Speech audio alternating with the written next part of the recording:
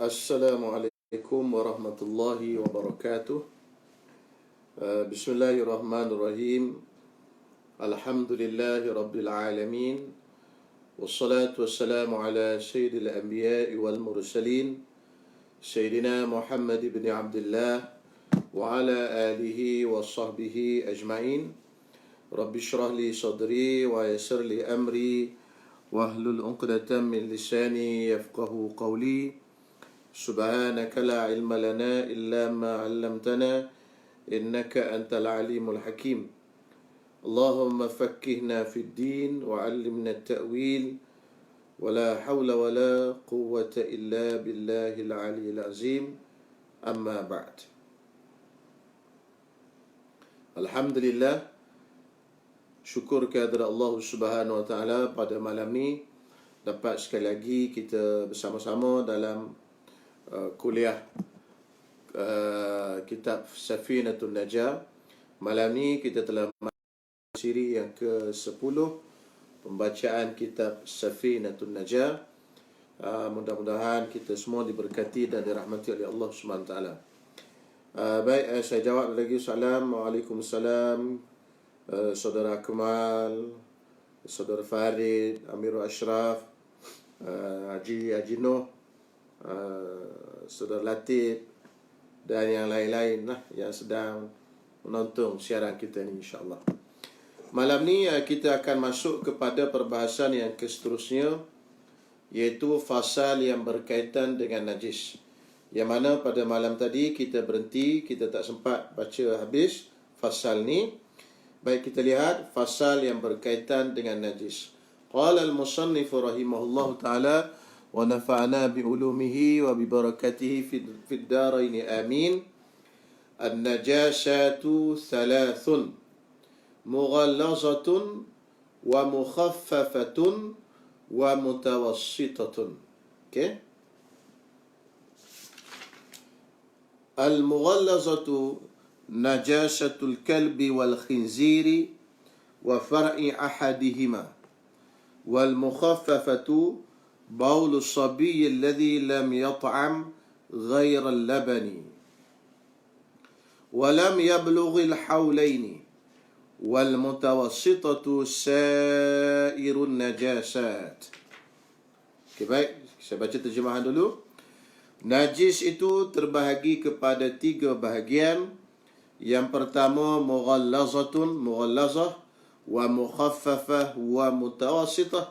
Najis mughallazah, mukhaffafah, mutawassitah. Mughallazah maksudnya berat, mukhaffafah maksud dia ringan, mutawassitah maksud dia sederhana.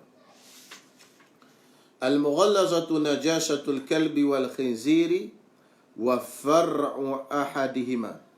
Najis mughallazah itu adalah najis anjing dan khinzir, babi, dan keturunan salah satu daripada keduanya. Wal mukhaffafatu baulus sabiy alladhi lam yat'am ghayra al-labani. Dan najis mukhaffafah itu adalah air kencing kanak-kanak lelaki yang tidak makan selain daripada susu. Walam yablughil haulaini, dan tidak sampai usia 2 tahun. Wal mutawassitatu sa'irun najasat, dan najis mutawassitah ialah sekalian najis-najis yang lain.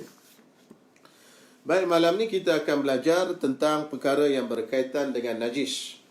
Tuan-tuan yang dirahmati Allah Subhanahu Wa Taala, sebagaimana yang disebut dalam kitab ini, najis itu terbahagi kepada 3 bahagian.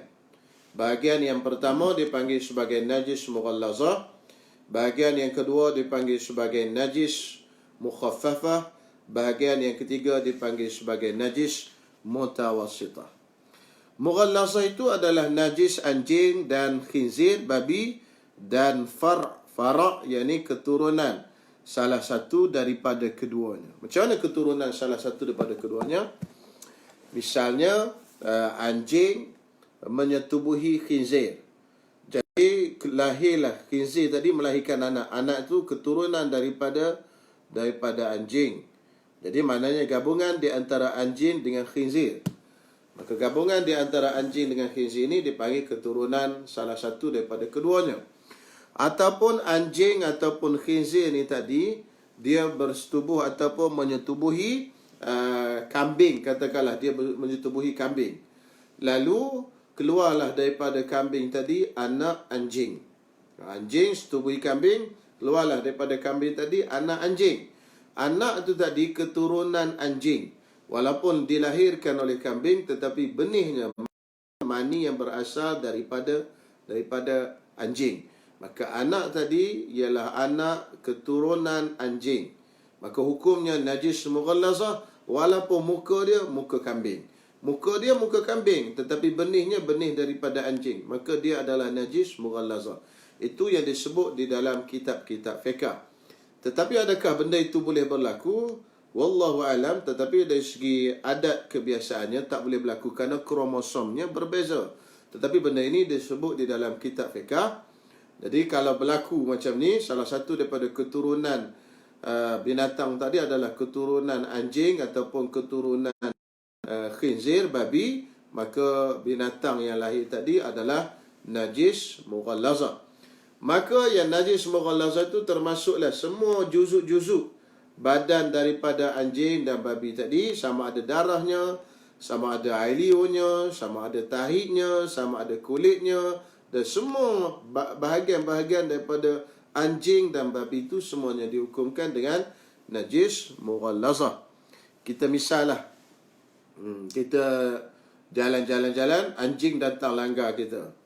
Maka jika salah satu daripada kita ataupun anjing tadi basah maksudnya berpindahlah najis tadi ke kita. Sebab ejen yang memindahkan najis ialah basah. Jadi katalah anjing tadi basah ataupun kita basah, baju kita basah, dia pun langgar, maka berpindahlah najis tu ke pakaian kita. Tetapi kalau dua-duanya kering, anjing pun kering, badan dia kering, dan juga pakaian kita pun kering, badan kita pun kering, dia langgar, itu tidak ada apa-apa, tak perlu buat apa, basuh pun, samak pun tak perlu. Kenapa? Kerana najis tidak berpindah. Okey, itu najis yang pertama. Kalau tuan-tuan ada soalan, tuan-tuan boleh tanya nanti, insya-Allah di ruangan komen seperti biasa. Najis yang kedua dipanggil najis mukhaffafah. Najis yang ringan. Okey, apa itu najis yang ringan? Baulus sabi, iaitu kencing kanak-kanak lelaki. Okey, yang pertama dia mesti air kencing. Kalau air selain daripada, benda yang selain daripada air kencing, tak dipanggil najis mukhaffafah. Contoh berak tak dipanggil najis mukhaffafah. Air liur tak najis. Jadi yang najis mukhaffafah ni adalah air kencing yang pertama. Yang keduanya baulu as-sabi, kanak-kanak lelaki. Kalau kanak-kanak perempuan tidak dipanggil najis mukhaffafah. Maka kanak-kanak perempuan sejak dia lahir terus air kencing dia adalah najis mutawassitah. Tetapi kanak-kanak lelaki daripada dia lahir, air kencing dia adalah najis mukhaffafah, dengan cukup syarat yang akan disebutkan nanti. Itu syarat yang kedua. Syarat yang ketiga, lam yata'am ghairal laban, dia tak makan melainkan susu. Itu syarat yang ketiga, maknanya dia belum makan apa-apa lagi. Yang dia makan hanyalah susu. Yang makannya hanyalah susu. Makan untuk mengenyangkan, litaghazi, untuk mengenyangkan. Kalau dia makan yang bukan mengenyangkan, contohnya dia makan kurma masa tahnik, ustaz tahnik dia, tok guru tahnik dia, maka disuapkan kurma ke dalam mulutnya, ini tak termasuk dalam makanan. Sebab apa? Sebab itu tidak mengenyangkan. Ataupun dia demam, dia pergi hospital, pergi klinik, doktor bagi ubat. Ubat yang dia minum itu bukan mengenyangkan dia, itu adalah ubatan. Jadi dia belum makan makanan yang mengenyangkan dia, melainkan yang mengenyangkan dia hanya susu. Susu ni, kalimah susu termasuklah apa saja susu, sama ada susu binatang maupun susu manusia. Sama ada susu manusia itu susu mak dia, susu orang lain, perempuan lain, ataupun tak kisahlah siapa-siapa pun. Dan susu binatang sekalipun, susu kambing, susu lembu, susu kerbau dan sebagainya. Dan ulama kata takdir katalah yang terminum itu adalah susu anjing sekalipun. Anjing tu kan najis mughallazah. Takdir kata baby tu terminum susu anjing, maka najis dia, air kencing dia yang keluar tadi, baby lelaki tadi, masih najis mukhaffafah. Sebab susu, tak kisah susu apa. Okey, jadi setengah-setengah buku dia tulis susu ibunya. Ini salah. Qaid tambah ibunya ini tak tepat. Kenapa? Kerana bukan semesti susu ibu. Yang penting benda itu adalah susu. Jadi makanan yang mengenyangkan dia hanyalah susu. Kalau dia dah makan bubur nasi, dia dah makan KFC, McDonald dan Big Mac dan sebagainya, maka itu tak dipanggil najis mukhaffafah. Baik. Syarat yang keempat iaitu walam yablughil haulaini. Tidak sampai usia 2 tahun. Qamariyah 2 tahun Islam. Jadi kalaulah budak tadi dah umur 2 tahun lebih, 2 tahun Islam lebih, 2 tahun Qamariyah, maka najisnya jadi najis mutawassitah. Jadi yang najis mukhaffafah ni, berapa syarat dia tuan-tuan semua? Ada 4 syarat dia. Tuan-tuan kena hafal lah 4 syarat ni. 4 syarat yang dipanggil najis mukhaffafah. Syarat yang pertama, air kencing.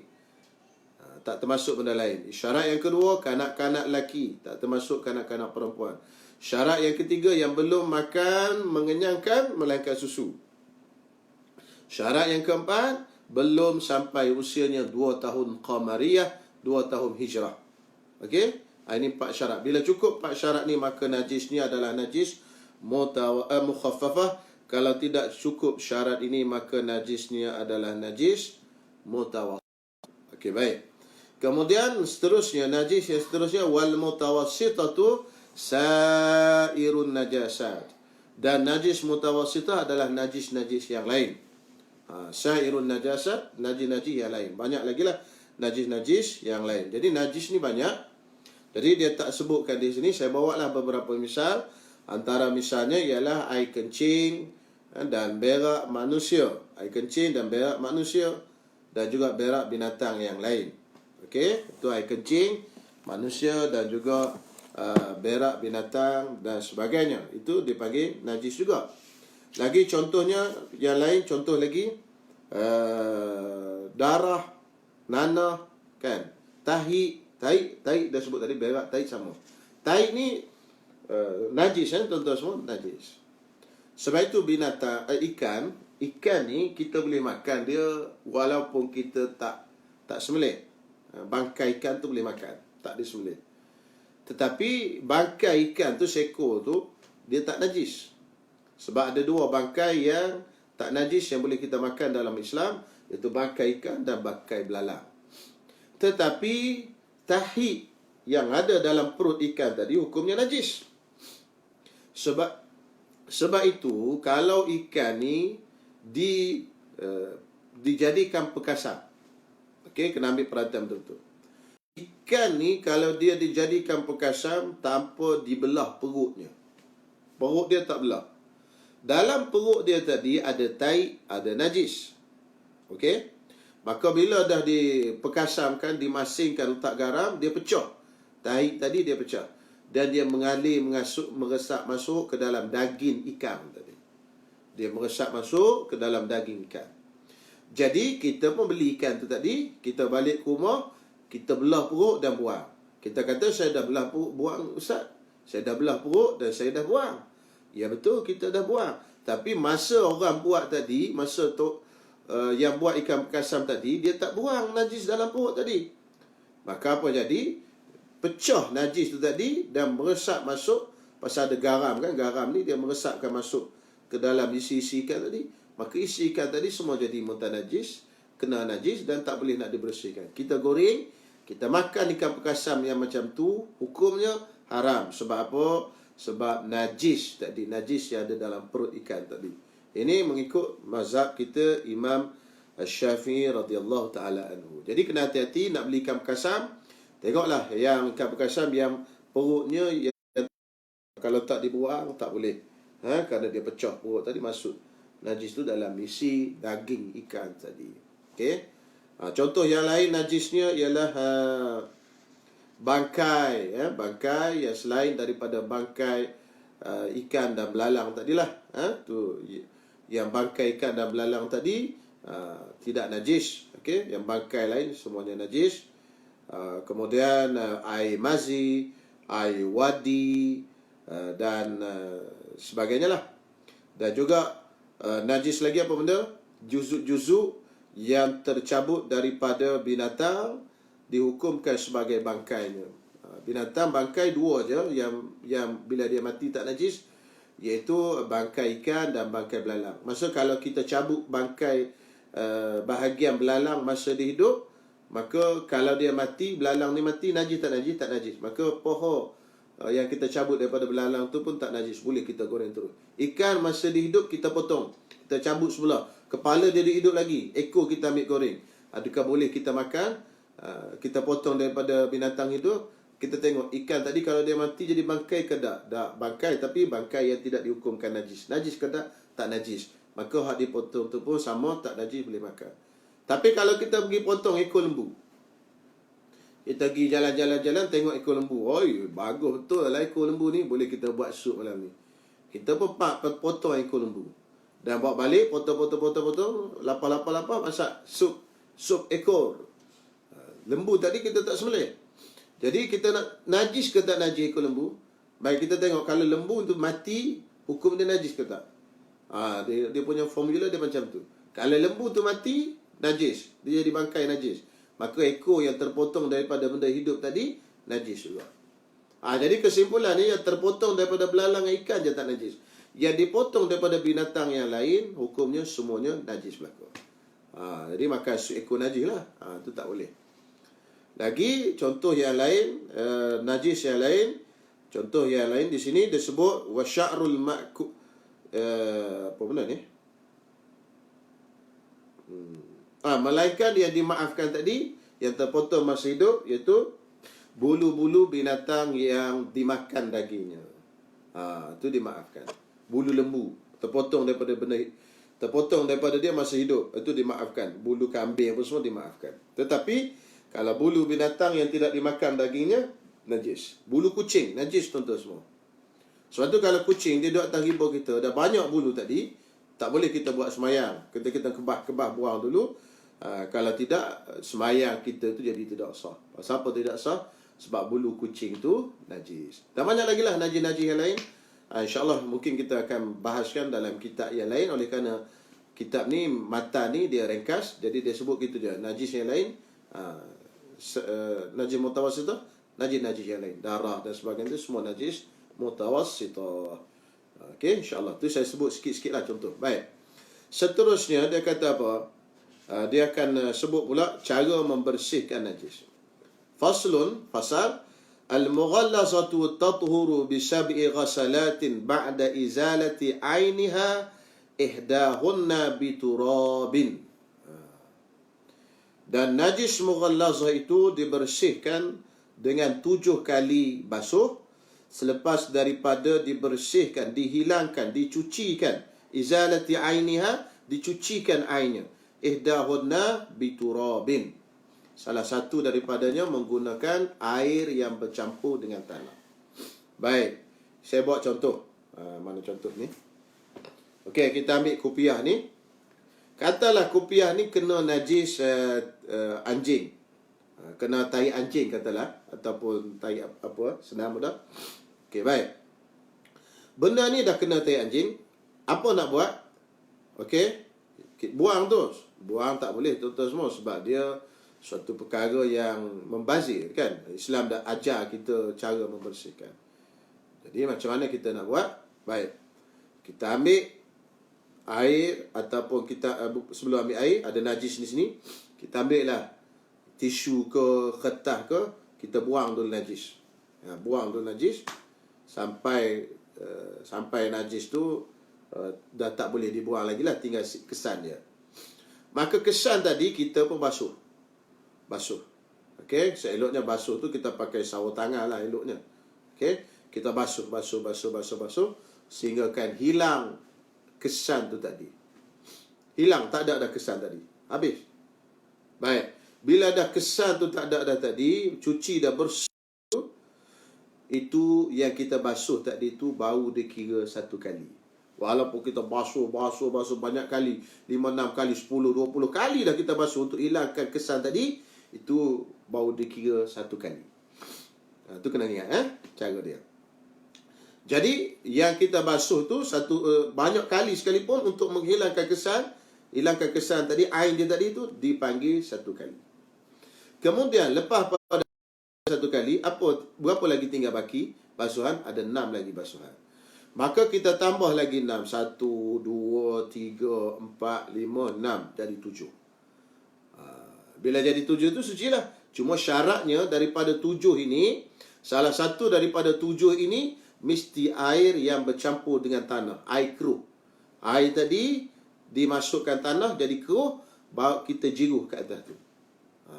Okay. Air biasa masuk tanah, keruh, kacau-kacau keruh, dan jiruh ke atas benda tu. Bukannya kita ambil selut, lesek kat atas tu, sapu kat atas tu. Tak. Air yang bercampur dengan tanah. Al-ma'ul makhlut biturabin. Air yang bercampur dengan tanah. Okey.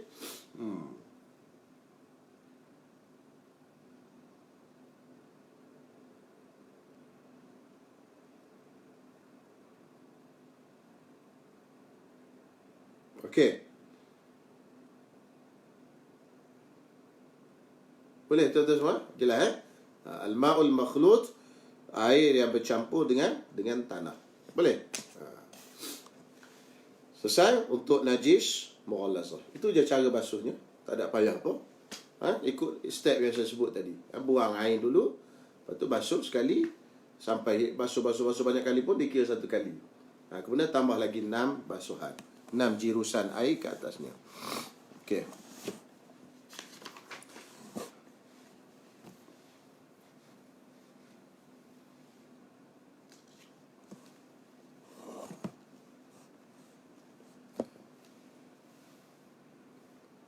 Kemudian wal mukhaffafatu, dan najis mukhaffafah itu tathuru bi rasyil ma'i 'alaiha ma'al ghalabati. Memadailah basuh air najis mukhaffafah tadi bi rasyil ma'i, dengan direnjiskan air ke atasnya, ma'al ghalabati, berserta dengan ghalabah, maknanya memenuhi air itu semua, kena semua bahagian najis, wa izalati ainiha, dan izalah yakni hilang ain najis tadi.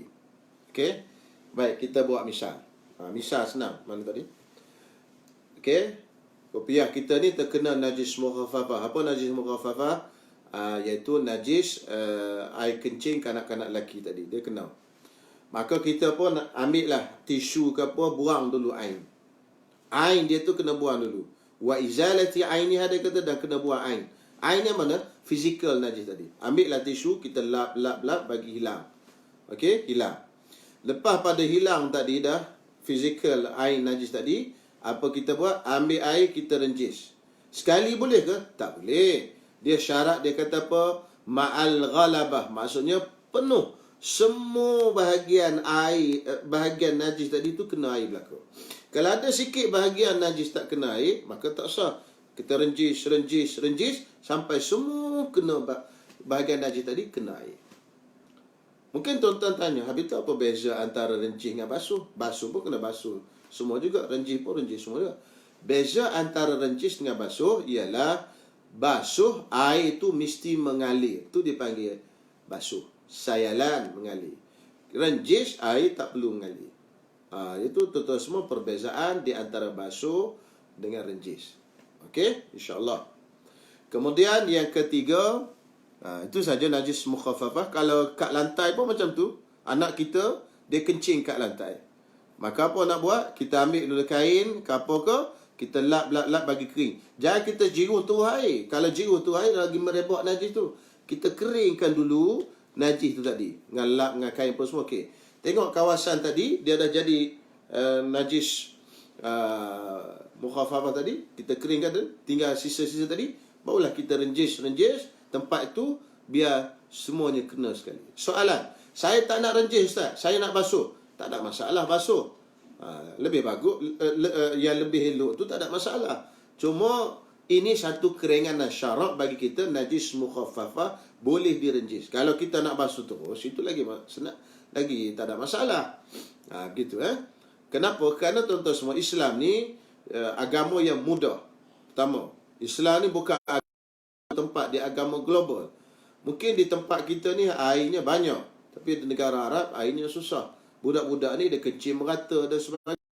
Maka kalau mungkin kalau apa benda memberatkan dengan basuh semua najis air kecil tadi, agak sukar. Jadi ada keringanan, terutama sekali dalam mazhab kita Imam Syafi'i dalam bab najis tadi. Jadi renjis saja sampai air itu kena penuh kawasan najis itu tadi.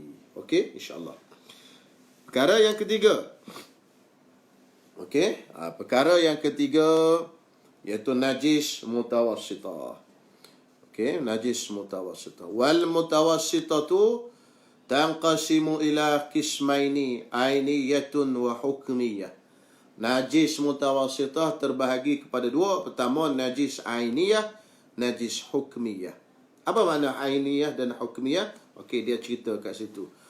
Al-ainiyatu allati laha launun wa rihun wa ta'mun fala budda min izalati launiha wa rihiha wa ta'miha. Najis ainiyah iaitu najis yang ada fizikal najis itu tadi, iaitu ada warna, ada bau, ada rasa. Okey, tambah lagi, lebih-lebih lagi lah kalau ada ketulan najis tadi. Kalau tak ada ketulan pun, ada salah satu daripada tiga sifat dia pun dipanggil najis ainiyah. Okey, faham? Kalau ada ketulan najis, najis ainiyah. Kalau tak ada ketulan najis tapi dia ada warna, najis ainiyah. Kalau tak ada warna tetapi dia ada bau, najis ainiyah. Kalau dia tak ada warna, bau, ketulan tak ada, tetapi ada rasa, rasa najis. Tak dikata kan, ada rasa najis, maka itu juga najis ainiyah. Okey, najis ainiyah. Okey, najis ainiyah ni macam mana cara dia? Fala budda min izalati launiha wa rihiha wa ta'miha. Maka tidak dapat tidak, yakni wajib, mesti dihilangkan warna, bau dan rasa dia. Warna, bau dan rasa dia. Tiga sifat najis tadi kena hilang. Apatah lagi dengan mafhum aula dia panggil, lebih utama lagi, air najis tu memanglah kena hilang. Macam mana warna, bau dan rasa tak hilang, ain tu ada, ketulan tu ada. Wabil aula, min babil aula, lebih utamalah, maksudnya ain tu dah hilang. Jadi maknanya ain, ketulan najis pun hilang, warna, bau, rasa pun mesti hilang. Okey, itu. Baik. Sekarang ni di kain kita ni ada najis mutawassithah, kita pun basuh-basuh, semua dah hilang, ain dah hilang. Cuma tinggal rasa. Rasa lidah. Rasa ada. Adakah dimaafkan? Tidak dimaafkan. Okey. Baik, sebelum tu saya sebut dulu. Yang wajib basuh najis ni berapa kali? 3 kali wajib basuh. Itu wajib basuh najis. Sampai berapa kali kita wajib basuh? 3 kali. Basuh, dan waktu 3 kali tadi, tiap-tiap kali kita kena hattan wa qarsan. Maksudnya kena apa panggil, sental dengan batu ke, dengan sama ni ke, dengan beruh ke apa semua, kita sental. Jadi wajib basuh sampai berapa kali? 3 kali. Baik, kita basuh sental dengan air. Dengan air. Itu je. Pasal alat membersih najis apa? Air je.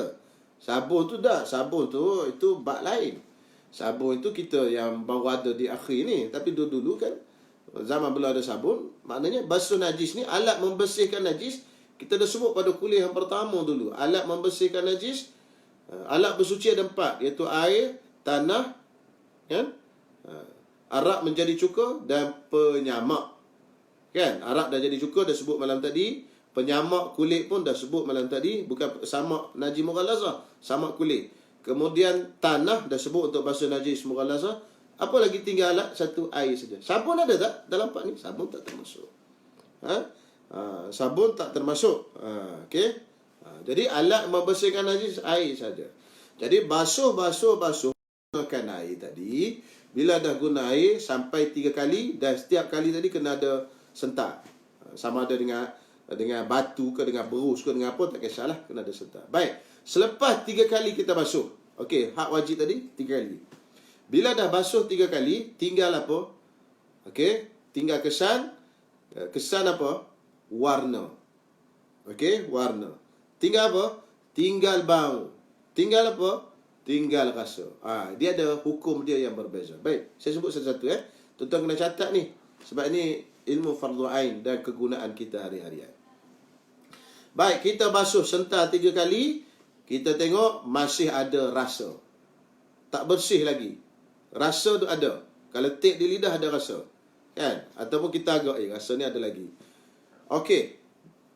Apa nak buat? Maka tidak dimaafkan rasa tadi. Kita kena guna alat pembantu yang lain. Kena guna klorok, kena guna sabun dan sebagainya jika kita mampu. Kalau kita tak mampu, tak ada duit, maka dimaafkan. Itu kena faham di situ.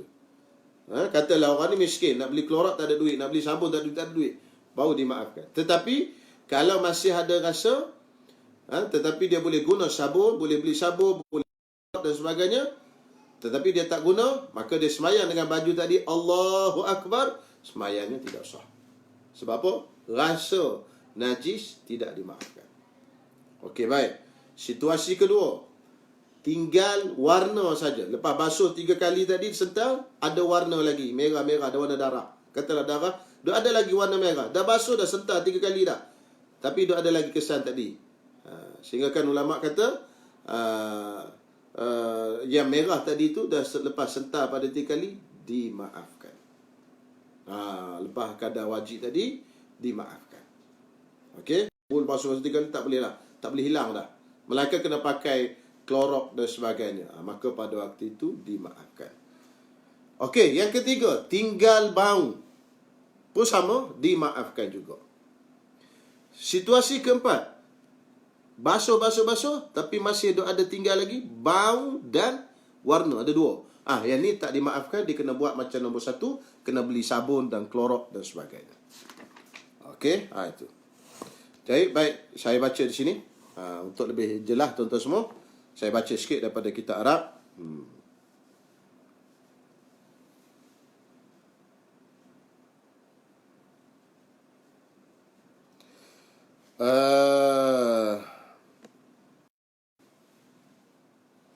وينبني على حكمنا بالطهارة فيما إذا بقي اللون أو الريح وتعسرت إزالته أنه لا تجب الاستعانة بالصابون والأشنان. Jadi dia kata terjadi daripada hukum kita katakan benda itu suci walaupun masih ada warna ataupun bau dan sukar untuk dihilangkan warna dan bau tadi, maka kita tidak wajib menggunakan sabun dan seumpama. Tak wajib guna sabun. Okey, dimaafkan. Okey. Bi alla yazula bil hatti wal qarshi 3 marrat. Iaitu dengan bahawa tidak hilang najis itu tadi setelah kita sental dan kita genyeh sental 3 kali. Sental. Okey, sental lagi 3 kali.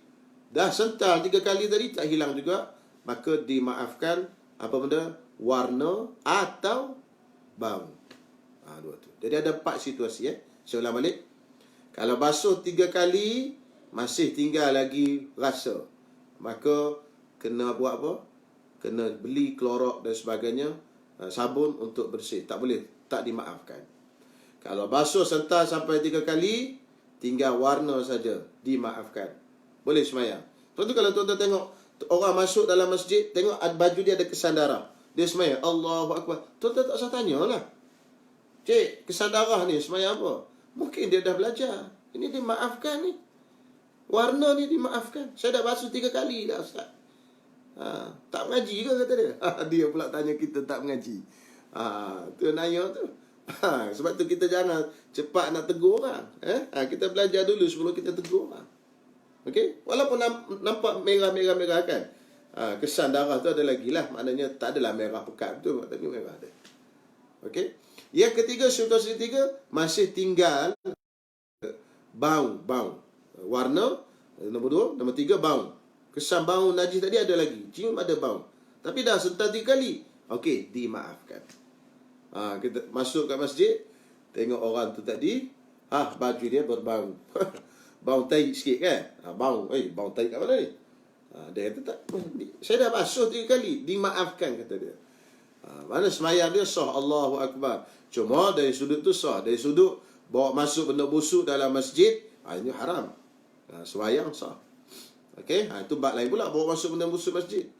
Okey, mulut berbau masuk dalam masjid, kan? Itu bab lain.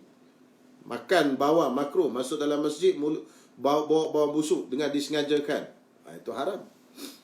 Okey. Yang situasi keempat, iaitu bila dah basuh, masih tinggal apa? Warna dan bau. Warna dan bau sekaligus. Yang tadi nombor 2, nombor 3 tu warna saja. Nombor 3 bau saja. Nombor 4 ni warna dan bau sekaligus. Yang ni pun tidak dimaafkan juga. Dengan basuh 3 kali, dia mesti guna bantuan sabun dan sebagainya. Sama seperti kes nombor 1. Okey, selesai. Timbul persoalan. Okey, mungkin tuan-tuan nak tanya, tapi tak tanya lagi. Saya jawab dulu lah, agak-agak tuan-tuan tanyalah. Basuh pakaian menggunakan mesin basuh. Macam mana? Okey, baik. Antara syarat kita nak basuh najis ni, ialah najis tadi, bila kita nak basuh, wurudul ma', air masuk ke dalam najis. Jangan masuk ke dalam air. Wurudul ma'. Sebab apa? Kalau air tu sikit lah, kalau air 2 kolah banyak, tu tak ada cerita. Contoh, sekarang ni dalam baldi kita ada air. Air sikit, tak cukup 2 kolah. Baju kita ni kena najis. Kita bawa masuk baju yang kena najis dalam baldi tadi, air tu semua jadi air mutanajis. Tetapi kita bawa masuk dulu baju dalam baldi kosong. Kemudian kita ambil air, masukkan dalam tu. Air tu tak jadi air mutanajis. Itu beza. Pasal apa? Pasal air tu masuk dalam. Jadi samalah makcik-makcik, akak-akak yang menonton di sini. Jangan campakkan ikan, ayam kurang sikit dah, kambing, daging lembu ke dalam air. Besen tu ada air. Jangan campak macam tu masa nak basuh. Masa basuh, masukkan daging dulu, kemudian jirus air ke dalamnya, basuh itu, okey. Itu air itu tak jadi mutanajis. Tapi kalau air ada dalam besen, kita campak daging tu masuk dalam, air itu jadi air mutanajis. Itu beza. Jadi syarat dia, air wurudul ma', datang air ke atas najis. Soalan saya, mesin basuh yang ada di rumah kita ni, adakah kita masuk baju baru air masuk, ataupun air dah ada baru kita masuk baju najis? Cuba jawab tuan-tuan semua. Cuba jawab. Boleh? Mesin basuh, tuan-tuan semua basuh macam mana?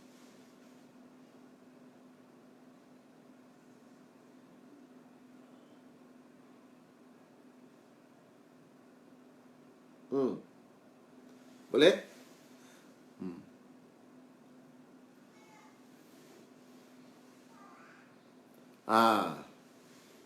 Saudara Latif jawab, basuh baju dulu baru masuk air. Kan? Masuk baju dulu baru kita masuk air. Jadi oleh kerana bila dia masuk baju dulu baru masuk air, air tu baru datang kat atas najis. Kalau baju kita bernajis lah, tak kisahlah baju najis ke tak najis kan. Ni ambil baju bernajis. Jadi sekarang ni, air masuk ke atas najis. Adakah air tadi menjadi air mutanajis? Tidak. Air tu jadi air mutlak. Walaupun mesin basuh kita tak cukup 2 kolah. Jadi dia masuk pusing, tak ada masalah. Cuma isu dia macam ni je. Isunya kadang-kadang air yang kita masuk yang mula-mula tu, air mutaghayyir dia panggil, air yang berubah. Sebab apa? Sebab dia bercampur dengan sabun. Air yang masuk tu air mutaghayyir, air bukan air mutlak.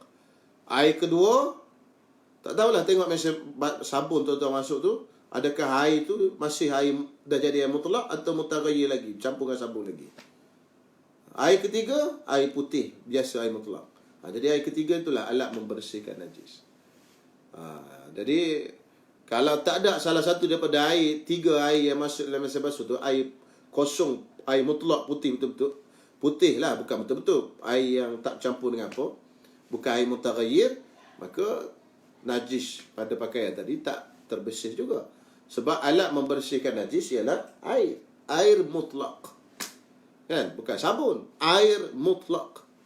Walaupun dia bau wangi, tetapi 1, 2, 3 tak ada air mutlak. 1, basuhan pertama, basuhan kedua, basuhan ketiga, tak ada air mutlak langsung. Semua air mutaghayyir belaka, air berubah. Baju, Masya Allah, wanginya Masya Allah. Allahu Akbar, semayang. Tak sah semayang. Sebab apa? Sebab dia baju tu wangi, bersih dari sudut adat kita saja. Tetapi dari sudut hukum syarak, dia tak bersih. Jadi, biasa basuh tak ada masalah. Cuma kena tuan-tuan pastikan macam tu tadilah. Kena check. Tapi biasanya kalau biasa basuh, tahap sabun kita buat ni, biasanya air yang masuk ketiga tu, air tu dah tak jadi air mutaghayyir dah, air putih biasa, air mutlak lah.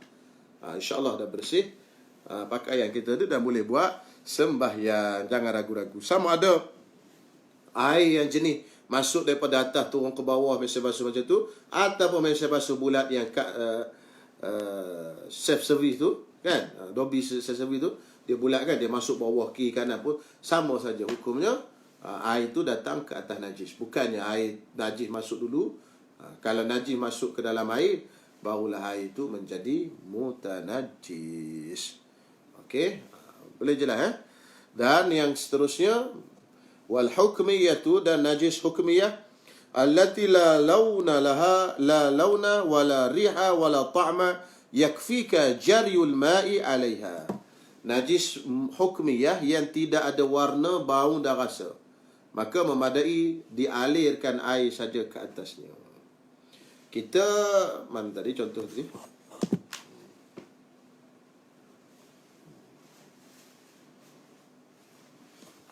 Mana dah kopiah ni, hilang ke mana?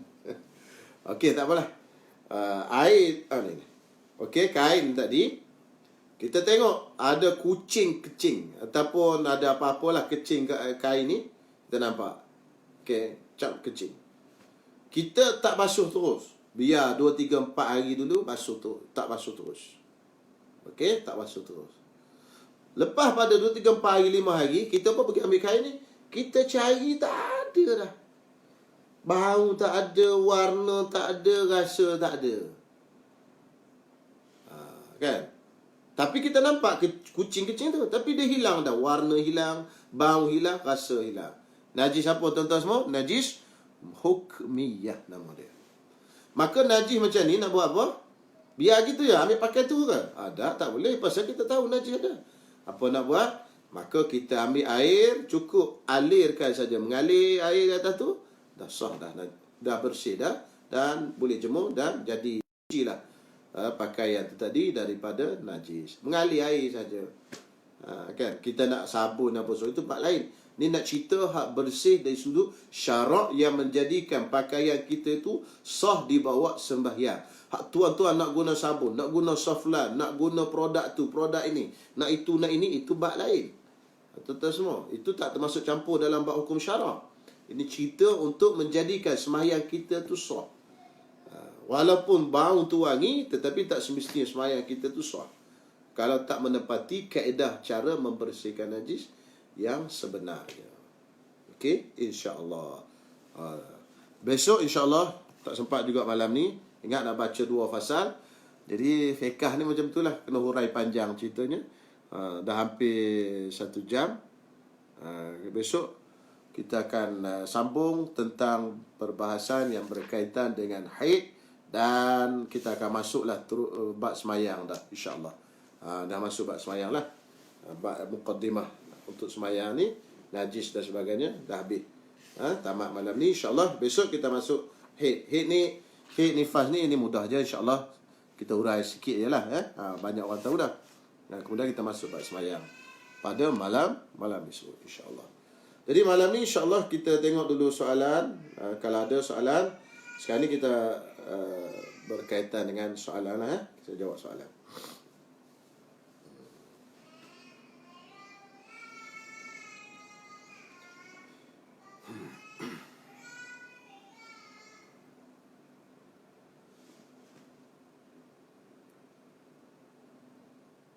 Soalan ya, air tanah tak kira bilangan yang mana-mana ya Ustaz? Ya, tak kira mana-mana. Boleh yang nombor 1, boleh nombor 2, boleh nombor 3, nombor 4, nombor 5, nombor 6, nombor 7. Tak kisah. Ihdahunna biturab. Salah satunya air yang bercampur dengan air tanah. Salah satu. Tak kisah di nombor berapa. Okey, terpulang. Soalan seterusnya, Ustaz, macam mana kalau tahi cicak jatuh atas kapet solat masjid? Tahi itu dah kering. Adakah perlu basuh juga kapet itu? Atau cukup buang saja tahi cicak itu? Kena tengok tahi cicak yang jatuh tadi, pada asalnya tahi cicak basah ke tahi cicak kering. Sebab yang memindahkan najis ni ialah basah. Jadi kita tengok tahi cicak tadi, dia jatuh tu basah. Maka kita pun ambil lah tahi cicak tadi dan kita buang. Tetapi basah tadi melekat ke kapet. Itulah yang jadikan kapet tu mutanajis. Adakah kita nak biarkan dia kering begitu saja tanpa kita bersihkan? Mana boleh kita biarkan begitu saja? Maka semayang kita di atas tempat bernajis tak sah. Sebab salah satu daripada syarat sah semayang ialah bersih pakaian, badan dan tempat kita semayang. Kena orang pijak di situ, semayangnya tidak sah. Sebab tempat itu najis. Sebab itu kita tidak boleh biarkan begitu saja. Jadi macam mana nak buat macam tu? Bila dah buang, baik kita ambil spray. Spray senang kena masjid-masjid ni kena sediakan benda ni. Okey, kita pergi ke tempat tadi, kita spray kapet tadi, kita spray. Agak banyak ada air basah kapet tadi, apa nak buat? Ambil kain, tekan, lap. Okey, ini letak dalam bekas lah, ataupun cuci kain tadi. Okey, 2 kain sekurang-kurangnya. Okey, baik, tak. Kemudian kita spray lagi, spray, basah. Dah basah kapet tadi, basah sikit, basah, ada air dah, mengalir air kat situ. Kita pun tekan dengan kain, tekan dengan kain. Kita pun kain yang lain lah, jangan kain tadi dah jadi betul. Okey, kita agak benda itu dah hilang warna, tak ada warna. Kan dia najis tu tak ada warna, tak ada apa. Dia panggil najis hukmiyah lah. Kan? Warna tak ada, rasa tak ada, bau tak ada. Kita cek pun tak ada bau dah apa semua. Okey, bersih lah tu.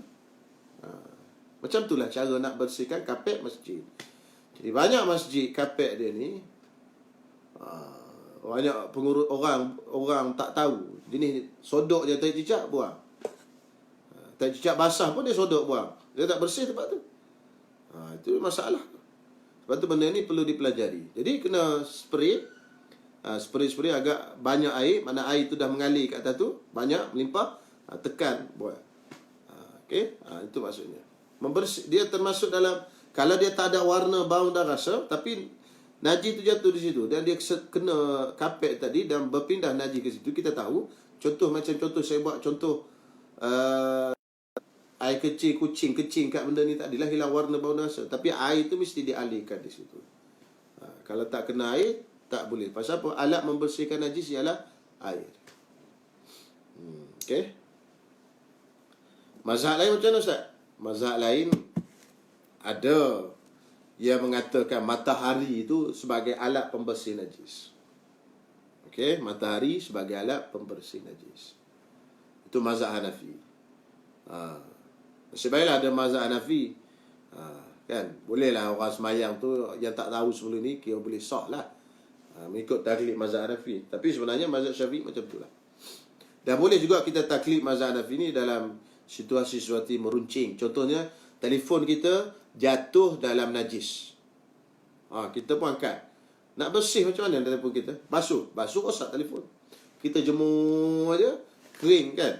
Dia kering, betul-betul dah kering. Maka bila dah kering betul-betul tadi, maka dalam mazhab Hanafi dia dah jadi suci. Sebab dalam mazhab Hanafi, matahari adalah salah satu daripada alat pembersih. Dalam mazhab Hanafi dia banyak alat. Dalam mazhab kita 4 tadi je. Salah satunya air. Tak apalah, insyaAllah itu mazhab lain lah. Cuma mazhab Syafi'inya macam tu. Anak kencing kat tilam, nak renjis berapa kali? Anak tadi adakah dia itu najis mutawassitah ke mukhaffafah? Kita tengok dulu. Anak lelaki, air kencing, anak lelaki-lelaki yang belum makan melainkan susu. Belum makan yang mengenyangkan melainkan susu. Kalau dia dah makan benda lain, tak jadi. Yang keempat, umurnya belum 2 tahun. Mesti ada 4 syarat ni, baru jadi najis mukhaffafah, baru boleh renjis. Renjis berapa kali? Dia tak kisah renjis berapa kali. Yang penting, kerana saya dah sebut tadi, najis tu tadi semua terkena air. Kena air semua. Kalau ada sikit besar kuku pun tak kena air, tempat najis tadi, itu tak boleh. Kena semua. Berapa kali tak kisah. Yang penting kena semua najis. Ma'al ghalabah, makna kena semua najis. Okey. Tapi kalau kanak-kanak perempuan, najis dia mutawasitah, kena jiwa air. Macam mana nak buat rosak? Spray lah air tadi. Spray agak banyak, tekan dengan kain.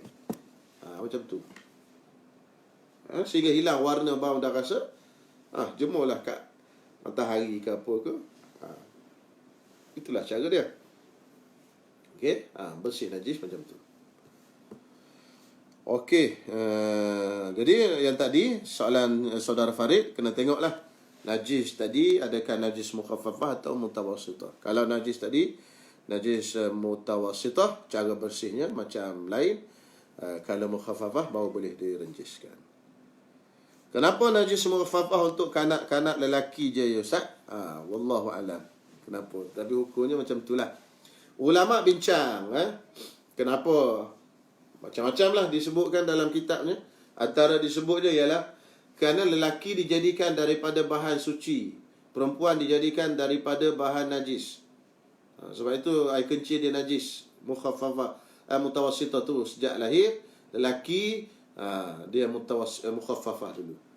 Macam mana lelaki ni dijadikan daripada benda suci? Iaitu lelaki ni kejadian asal dia adalah tanah. Tanah tu benda suci. Perempuan kejadian asal dia adalah daripada tulang rusuk dan juga darah. Tulang darah kan, darah tu najis. Kan? Jadi oleh kerana asal kejadian daripada najis, maka ada ulama yang mengatakan begitu. Macam-macam lah disebutkan hikmah dan sebagainya. Tetapi ala kulli hal, pendek ceritanya, itu adalah hukum yang datang. Kerana berlaku di zaman Nabi SAW, ada beberapa kanak-kanak lelaki kencing atas riba Nabi SAW, lalu direnjis oleh Nabi SAW. Jadi yang berlaku itu adalah kanak-kanak lelaki saja. Jadi tak boleh nak kiaskan pada kanak-kanak perempuan. Begitu.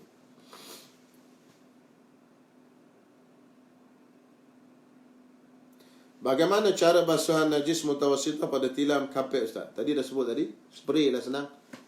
Supaya air itu tidak melimpah sangat, spray dia masuk sikit-sikit. Lepas tu tekan dengan kain. Lepas tu ambil kain lain, spray, tekan. InsyaAllah air itu tak jadi air mutanajis. Pasal apa? Pasal air itu datang pada atas. Kita spray. Okey. Lepas tu tekan buat. Tak ada masalah. Hilang warna, bau dan rasa. Sucilah tempat tadi. Okey. Biasa basuh guna tangan, baju dulu. Kalau masuk baju dulu, jadi tak najis lain tadi. Kalau kita basuh tangan, dalam mesin tu dah ada air. Kita buat masuk baju mutanajis. Baju yang kena najis, mutanajis.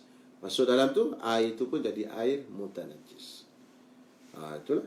Air tu, maka kita kena ambil air lain lah. Mana basuh-basuh tu, angkat, terus jemur. Tak boleh.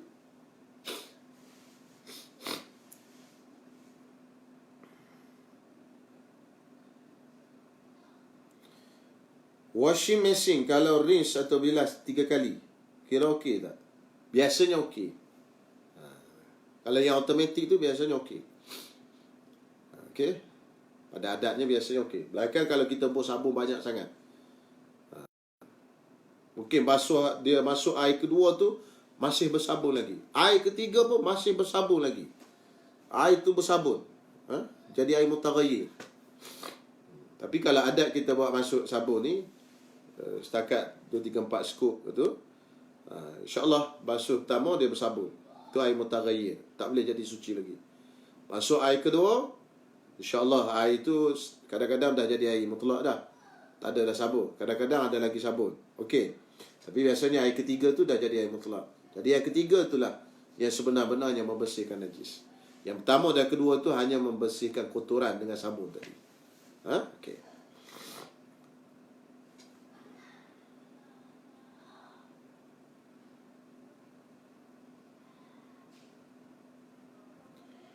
bagaimana maksud hadis Nabi SAW dengan merenjis air ke pakaian selepas buang air kecil. Itu kis dia untuk mengelakkan was-was. Ada disebut dalam kitab Bahrul Mazi. Jadi lepas buang air kecil, kita renjis kat atas pakaian supaya syaitan tidak was-waskan kita. Kadang-kadang bila kita tak renjis, kita jalan-jalan, kita tengok ada basah pula di seluar kita. Syaitan tu datang, air kencing lah tu keluar. Kita pun pening kepala, air kencing pula kata dia. Nak kena buka seluar, basuh dan sebagainya. Jadi padahal mungkin air yang kena tadi tu, kat kain kita, kat seluar kita tadi tu, mungkinlah air daripada apa?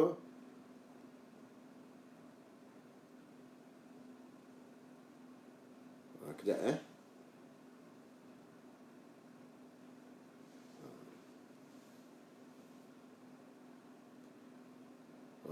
Tuan-tuan tak dengar ke?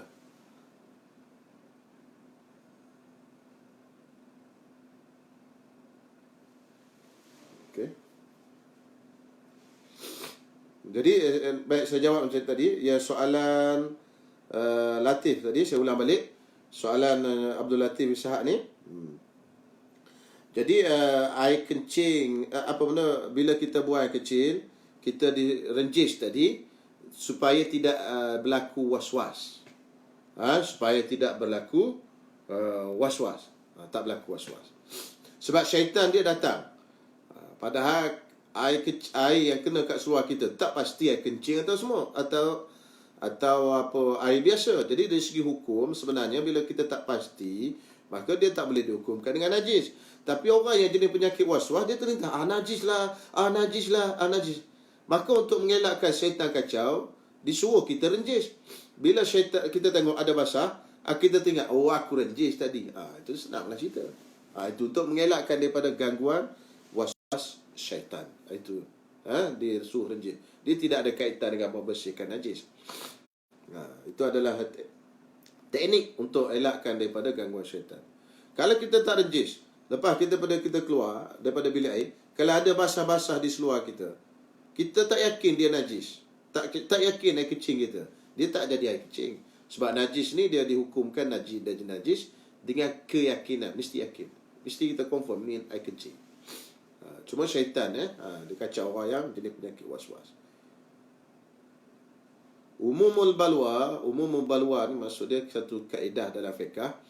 Maksudnya benda tu tak boleh nak elak. Contoh kalau kita pergi ke Masjidil Haram, kita naik tingkat atas Masjidil Haram.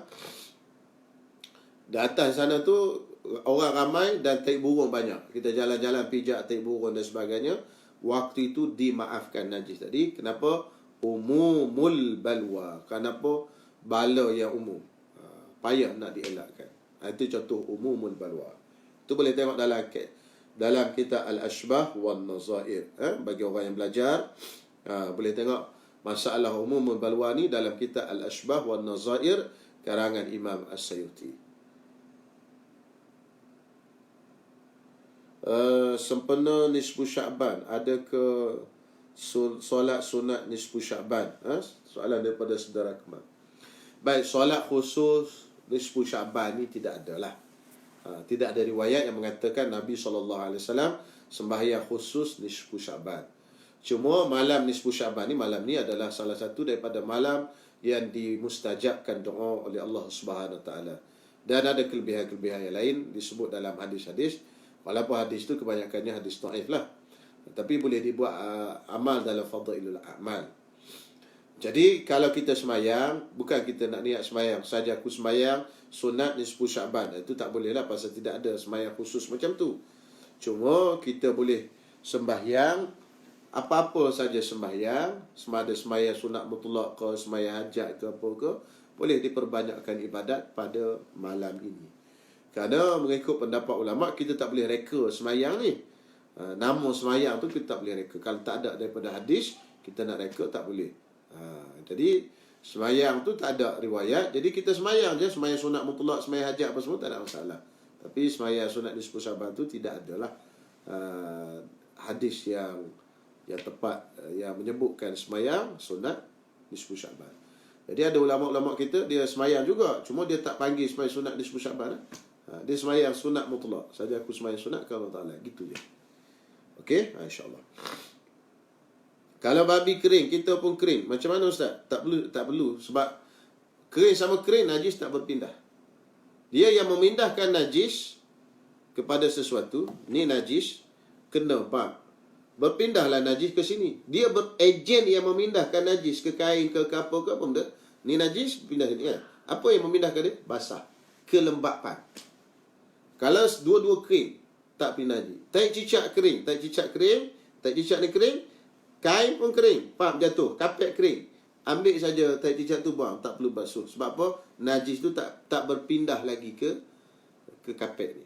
Apa saja najis macam tu. Ejen yang memindahkan najis adalah kelembapan atau pembasah tadi. Okey, insya-Allah. Earphone cucuk telefon lain.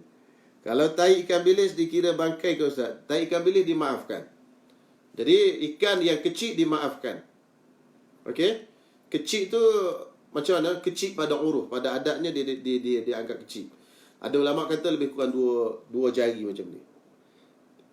Dua jari macam ni dimaafkan. Kalau besar pada tu tak boleh. Besar juga dua jari ni. Okey. Kalau ikan besar, lebih besar pada tu tidak dimaafkan. Jadi tai ikan bilis tu boleh lah. Orang jual nasi lemak kan. Kadang-kadang kita makan, sedap pula rasa. Masing-masing dan sebagainya. Mungkin tai ikan bilis tu. Okey, baik. Kalau makan stik hot separuh masak, apa hukumnya Ustaz? Hukumnya sedap lah. Alhamdulillah.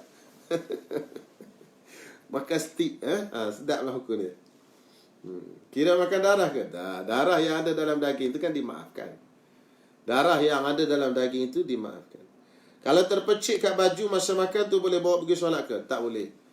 Dia dimaafkan pada makan saja. Kalau terpecik pada baju, tengok. Kalau sikit dimaafkan, kalau banyak tidak dimaafkan. Darah yang ada dalam daging itu dimaaf pada makan saja. Okey? Kemudian masa kita makan dia terpecik kat baju. Tengok, sikit ke banyak? Sikit dimaafkan. Darah yang sikit dimaafkan. Darah yang banyak tidak dimaafkan. Okey?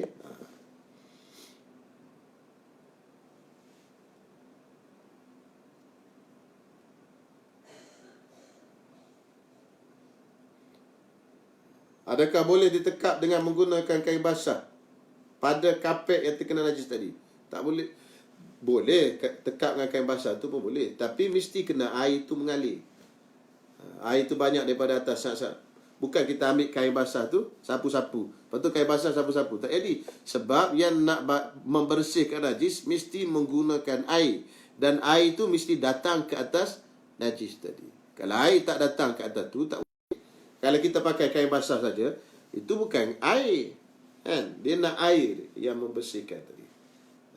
Okey.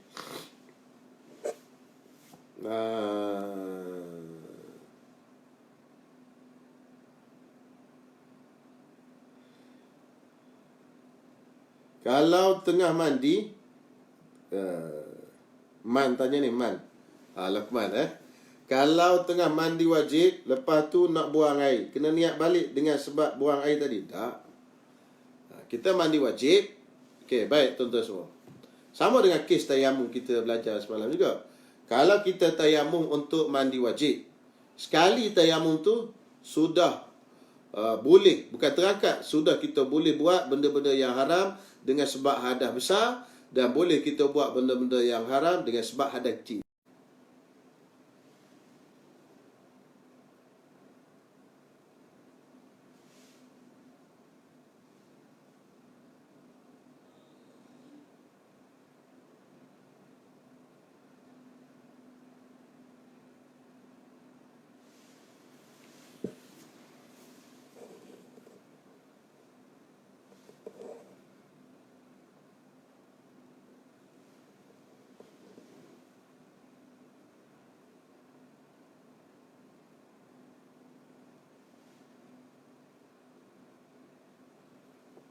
Okey, baik.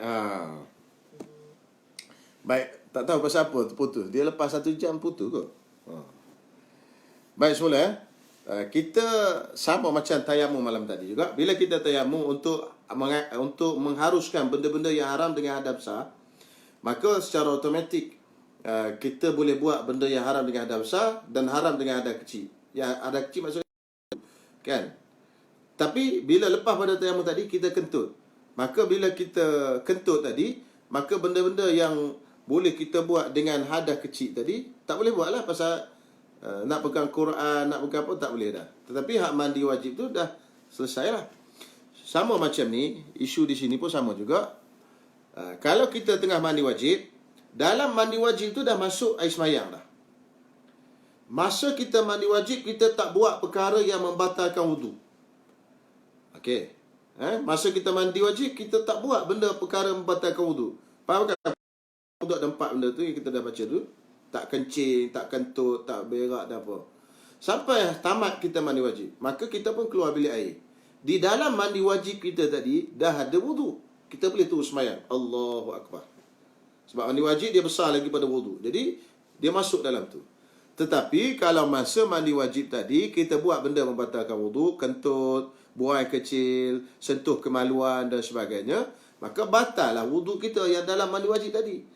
Lepas mandi wajib, kita kena ambil wudu. Kita kena ambil wudu untuk semayang. Kita tak boleh pakai terus semayang saja tanpa ambil wudu. Jadi samalah macam soalan tadi. Soalan tadi maksudnya, kalau kita nak kencing, perbaharui niat ke? Tak, niat tak ada masalah. Niat mandi wajib tu. Dia dah sekali niat tu, dia laku sampai kita tamat mandi wajib. Kalau mandi wajib tu tamat besok, sampai besok laku. Oleh kerana Man tanya ni, macam ibarat kita tawaf lah. Kita tawaf 2 kali hari ni, kita balik ke bilik. Balik ke bilik. Besok kita sambung lagi. Tak perlu niat dah, sambung je. Niat yang semalam tu masih laku lagi. Sambung. Okey. Okey, tak ada ada soalan lagi kat sini?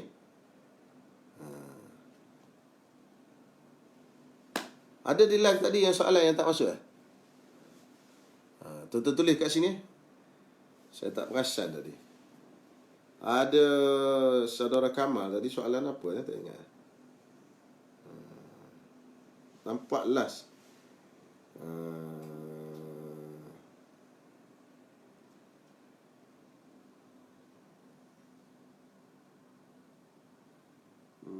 Tak nampak Tak apalah. Okey. Nanti saya tengok kalau ada soalan baru saya jawab semula. Mana ni? Okey. Apa? Kucing belaan di dalam rumah, adakah bulunya dikira najis? Ya, sama lah.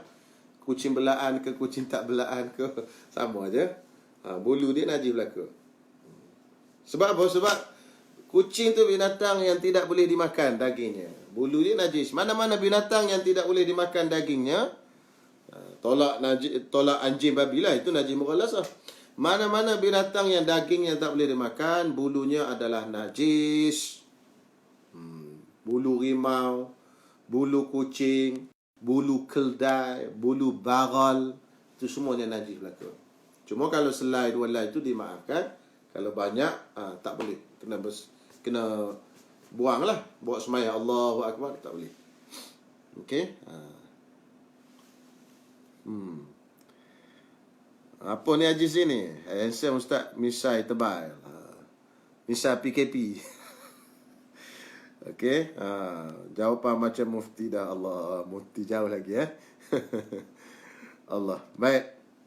Saya rasa setakat itulah, insyaAllah. Panjang dah malam ni. Kita dah lebih waktu dah. Patut live berhenti tadi ya.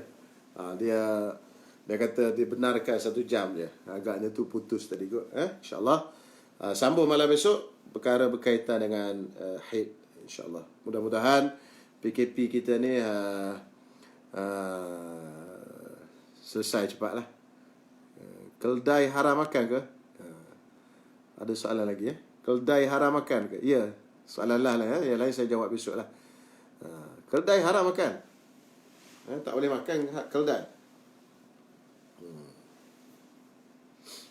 Keldai termasuk binatang yang haram dimakan dagingnya. Okey. InsyaAllah. Bismillahirrahmanirrahim. Alhamdulillahi Rabbil Alamin. Wassalatu wassalamu ala ashrafil anbiya'i wal mursalin. Wa ala alihi wa sahbihi ajma'in.